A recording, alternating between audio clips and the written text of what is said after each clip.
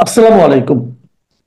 প্রিয় দর্শক, অন্য মঞ্চের আলাপ চাইতে আপনাদের সকলকে আমন্ত্রণ জানাচ্ছি।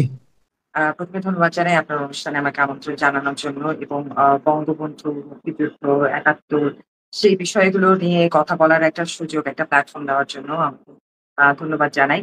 আর আপনার প্রশ্নের উত্তরটা যদি দিতে হয় সেটার জন্য বলব যে এই অনুপ্রেরণা আমি আসলে বঙ্গবন্ধু হিমসেলফ শেখ মুজিবুর রহমানের কাছ থেকেই পেয়েছি। কারণ আমি যখন বেড়ে উঠেছি, আমার সেই মায়ের কোল থেকে শুরু করে আমি এই গল্প শুনেছি ৭১ এর। শেখ মুজিবুর রহমানের গল্প আমার মায়ের মুখ থেকে শোনা, আমার বাবার মুখ থেকে শোনা, আমার নানা, নানি, আমাদের মাসিদের মুখ থেকে শোনা। এই গল্প শুনে আমি ৭১ কে লালন করতে শিখেছি। ঠিক সেইভাবেই আমি বঙ্গবন্ধুকে কোন সময় যেন নিজের অজান্তে, নিজের হৃদয়ে, নিজের আত্মার সাথে ওতপ্রোতভাবে জড়িয়ে নিয়েছি, আমি তা ঠিক বলতে পারব না কখন করেছি। কিন্তু আমি তার সব অনুভূতিটাকে নিয়ে বেড়ে উঠতে শিখেছি। কারণ বঙ্গবন্ধু শুধুমাত্র একটা নাম নয়। বঙ্গবন্ধু শুধুমাত্র একজন নেতা নন। উনার যে গল্প শুনেছি, যে ইতিহাস আমি পড়েছি, তাতে করে এটা নিশ্চিত যে বঙ্গবন্ধু একজন স্বাধীনতার স্থপতি। He himself is the embodiment of independence. So উনার মতো একজন নেতা আমাদের দেশে জন্মগ্রহণ করেছেন এবং বাঙালি জাতি এরকম একজন বিশ্ববিখ্যাত নেতা পেয়েছেন। এটা একটা গর্ব করার ১ম একটা বিষয়। আর দ্বিতীয়ত যখন আমি উনার ভাষণ যতবারই শুনেছি, যতবারই আমি দেখেছি উনাকে, প্রতিটা বার আমার কাছে আ আমার আত্মা যেন আমার আত্মা যেন কম্পিত হয়ে ওঠে। আমার হৃদয় যেন কম্পিত হয়ে ওঠে। একটা আম স্পিরিট আমি ফিল করি আমার মধ্যে যতবার উনার ভাষণটা আমি শুনি। অ্যাম এই যে ৭ই মার্চের ভাষণটা না, এবারের সংগ্রাম মুক্তির সংগ্রাম। এবারের সংগ্রাম আমাদের স্বাধীনতার সংগ্রাম। জয় বাংলা।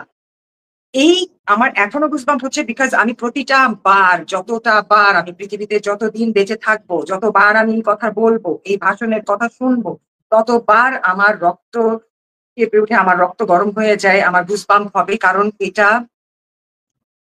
এটা আসলে ভাষায় প্রকাশ করার মতো আমার কাছে সেই ভাষাটা মনে হয় আমি শিখিনি এখনো যে বঙ্গবন্ধু জিনিসটা কি? বঙ্গবন্ধু কে? এবং উনাকে এভাবে লালন করার পেছনে কারণ কি এইটা এক্সপ্লেইন করার মতো এতটা ভাষা আমার কাছে নেই। কিন্তু উনি আমাদেরকে স্বাধীন করেছেন। উনার কারণে আজকে আমি বাংলা ভাষায় কথা বলতে পারছি। উনার কারণে আমি বিশ্বের দরবারে যেয়ে মাথা উঁচু করে বলেছিলাম যে আমাদের দেশ বাংলাদেশ এমন একটা দেশ যে দেশ কিনা ভাষার জন্য যুদ্ধ করেছে। অন্য কোনো কিছুর জন্য না। যুদ্ধ শুরু হয়েছিল ভাষার জন্য। এবং বঙ্গবন্ধু শেখ মুজিবুর রহমান উনি শত কষ্টের পরও ১১ বছর জেল খাটার পরও তারপরও উনার কাছ থেকে বাংলাদেশ কেউ কিনে নিতে পারেনি। উনি দেননি। এই বিষয়গুলো আমি গর্ব করে বলতে পেরেছি। আমি গর্বিত হতে পেরেছি আমার বাংলাদেশকে নিয়ে। আমি জানি আমার দেশ খুব ছোট। আমি জানি আমার দেশ অত উন্নত না। আমি জানি আমার দেশ একদমই ডেভেলপড না। আমি জানি আমার দেশকে নিয়ে বিভিন্ন দেশে, বিভিন্ন জায়গায় বিভিন্ন মানুষ অনেক ছোট করে আমাদেরকে নিয়ে, বাঙালিকে নিয়ে কথা বলে। বাঙালিদেরকে অনেক ছোট করে দেখে। তারপরও আমার ভিতরে না বঙ্গবন্ধুর মতো একটা জেদ। বঙ্গবন্ধুও কিন্তু ঠিক এমনই ছিলেন। যে উনি যখন বাংলাদেশ নিয়ে কথা বলতেন, বাঙালিদের নিয়ে কথা বলতেন, তখন কিন্তু উনি বলতেন যে, "আমার দেশ যেমনই হোক না কেন এটা আমার। আমার দেশ যেটাই হোক না কেন, I am proud of my country." উনার প্রত্যেকটা ভাষণে, উনার প্রেস কনফারেন্স গুলোতে, প্রতিটা জায়গায় উনি যেভাবে করে স্পিচ দিতেন, the pride he has in him, উনার বুকের মধ্যে যে একটা গর্ব, যে আমার দেশ যাই হোক না কেন, এটা আমার দেশ। আমার দেশ। এটা আমি বঙ্গবন্ধুর কাছ থেকে শিখেছি। বিভিন্ন জায়গায় আমাদেরকে ছোট হতে হয় বাঙালি হিসেবে। কিন্তু তারপরও গর্ব নিয়ে মাথা উঁচু করে বলতে পারি যে, এই দেশ থেকে আমি বিলং করি। কারণ এই দেশ আমাকে এত কিছু দিয়েছে। এই স্বাধীনতাটা আমরা এভাবে করে পেয়েছি এবং এই ভাষাটায় কথা বলতে পারি আজকে সেই বঙ্গবন্ধুর জন্য। তো যার কারণে আমি সবসময় আ বঙ্গবন্ধুতে ওতপ্রোত ছিলাম, আছি এবং যতদিন থাকবো বেঁচে এরকমই থাকবো। আপা আপনি যেভাবে আবেগ আপ্লুত হয়ে গেছেন, আমি নিজেও আবেগতাড়িত হচ্ছি। আমাদের দর্শকরা অনেকেও আবেগতাড়িত হচ্ছে। আ আমি যখনই বঙ্গবন্ধু নিয়ে কথা বলি, যখনই আমি আ স্বাধীনতার স্থপতি নিয়ে কথা বলি, আমি জানি না আমার ইমোশনটা কেন এতটা গভীর থাকে। প্রতিটা মুহূর্তে এবং ৫ আগস্টের পর থেকে আমার ইমোশন যেন এটা যদি গভীর থাকে তাহলে গভীর থেকে গভীরতায় পৌঁছে গিয়েছে। কারণ আমি তো কখনো এর আগে বঙ্গবন্ধুকে এরকমভাবে অবমাননা হতে দেখিনি। আমার তো কল্পনায় কখনো আসতে পারেনি যে আমার ৪০ বছরে আমি কখনো কল্পনাও করতে পারিনি যে বঙ্গবন্ধুর এই অসম্মান হবে, বঙ্গবন্ধুকে এরকম অবমাননা করা হবে। আর উনাকে এই অবস্থায় দেখার পরে হয়তোবা আমার এই যে না মেনে নেওয়ার বিষয়টা যার কারণে প্রবাবলি আমার এই ইমোশনটা বারবার চলে আসে। আমি অনেক চেষ্টা করি আমার ইমোশনটাকে ওয়ান্ট না করতে, কিন্তু আমি বঙ্গবন্ধু বলতে পারব। এক কথায় আমি স্বাধীনতার স্থপতি বলতে পারব। জি, হ্যাঁ, মারিয়া আপা আপনি ঠিকই বলছেন। যদি আমার মা যদি কালো হয়, আমার মা যদি মানে অন্ধ হয়, আমার মা যদি কুঁড়া হয়, আমাদের মাকে যেভাবে ফেলতে পারি না, আমার মাতৃভূমি মানে যেই অবস্থা থাক আমার মাতৃভূমি। আপনাকে সেলুট জানাই, আপনাকে এই অনুষ্ঠানে দর্শকদের যে সেলুট জানাই। আপনি বাংলাদেশে জন্মগ্রহণ না করে যেভাবে বাংলাদেশকে লালন করেন, হ্যাঁ, এটা অসাধারণ আপা। এটা আপনাকে আমি বলবো এই সময়ে যে সাহসী কথা বলছেন এটা খুবই প্রয়োজন। আমরা দেখতে পাচ্ছি গত 5ই জুলাইয়ের পর 5ই আগস্টের পর আমরা দেখতে পাচ্ছি বঙ্গবন্ধুর বাড়ি ভেঙে দেওয়া হয়েছে, বঙ্গবন্ধুর ভাস্কর্যগুলো ভেঙে ফেলা হয়েছে এবং বঙ্গবন্ধুর নাম মুছে বলার চেষ্টা করা হচ্ছে। এই বিষয়ে কি বলবেন?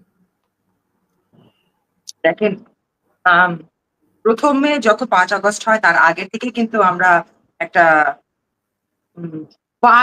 ফিল করছিলাম, দেখতে পাচ্ছিলাম যে স্বাধীনতা বিরোধী একটা শক্তি এটার পেছনে কাজ করছে। আমার কাছে সেটা মনে হয়েছে এবং আমার আশেপাশের আরো বেশি বিভিন্ন মানুষের কাছেও কিন্তু এটা অ্যাপিয়ার্ড হয়েছে এই বিষয়টা যে একটা স্বাধীনতা বিরোধী কাজ চলছে। তখন থেকেই একটা আতঙ্ক আ মনের মধ্যে কাজ করছিল যে আ আমরা তো আমরা যাই হোক না কেন, দেশের ক্ষমতায় যেই থাকুক না কেন, আমরা স্বাধীনতা বিরোধী কোনো শক্তিকে এই দেশের ক্ষমতায় চাই না কিংবা এই ধরনের কোনো কিছু আমরা দেখতে চাই না, তাই না? তো সেই জায়গা থেকে যখন আমরা ট্রাভেল করে আসলাম, ৫ অগাস্ট থেকে তারপর যখন দেখলাম যে বঙ্গবন্ধুর ভাস্কর্যকে টেনে হিঁচড়ে নামানো হচ্ছে, তারপরে জুতা মারা হচ্ছে বিভিন্ন জায়গায়। আ মুক্তিযুদ্ধ জাদুঘর পুড়িয়ে দেওয়া হয়, মুক্তিযোদ্ধাদেরকে অপমান করা হচ্ছে, মুক্তিযুদ্ধের স্থাপনাগুলোকে ভেঙে ফেলা হচ্ছে। তখন মনে হচ্ছিল না যে আমি বাংলাদেশে বাস করি। আর যেই মুহূর্তে ভাই যেই মুহূর্তে ৩২ নাম্বারটা ভাঙা হয়, তখন মনে হয়েছিল যে আমার ঘর ভেঙেছে, আমার হৃদয় ভেঙেছে, আমার সবকিছু ভেঙে দিয়েছে। আমার সব আশা, আমার সবকিছু ধূলিসাৎ করে দিয়েছে। কারণ ওই ৩২ নাম্বার শুধু একটা বাড়ি নয়। ওই ৩২ নাম্বারে এই বাংলাদেশ শুরুর রচনা হয়েছে। এই দেশটা যে সৃষ্টি হয়েছে, এই দেশ বাংলাদেশ একটা ল্যান্ড, একদম একটা স্বাধীন দেশ। এটার রচনা শুরু হয়েছিল ওই ৩২ নাম্বার বাড়ি থেকে, বঙ্গবন্ধুর বাড়ি থেকে। এই ইতিহাসের রচনা, বিভিন্ন রকমের রচনা, বিভিন্ন কাথার, বিভিন্ন গল্প, ছোট বড় সবকিছু বাংলাদেশকে নিয়ে জড়িত। সব ডিসিশন, যুদ্ধ, কিভাবে জয় হবে, না হলে কি হবে, সবকিছু ৩২ নাম্বার বাড়িকে কেন্দ্র করে। ৩২ নাম্বার বাড়ি শুধু শেখ মুজিবের বাড়ি নয়। ৩২ নাম্বার ভাঙা মানে শেখ মুজিবের বাড়ি ভাঙা হয়নি। ৩২ নাম্বার ভাঙা মানে আমাদের বাঙালির হৃদয় ভাঙা হয়েছে। ৩২ নাম্বার ভাঙা মানে বাংলাদেশকে ভাঙা হয়েছে। বাংলাদেশের ইতিহাসকে ভাঙা হয়েছে। এবং একজন বাঙালি যে বাংলাদেশকে মনে প্রাণে ধারণ করে, সেই ব্যক্তির জন্য এই দিনটা কি দিন ছিল আপনি চিন্তা করেন। আপনি ভেবে দেখেন, take 5 minutes and think about it. Give yourself a time to think যে আমাদের কেমন লাগতে পারে।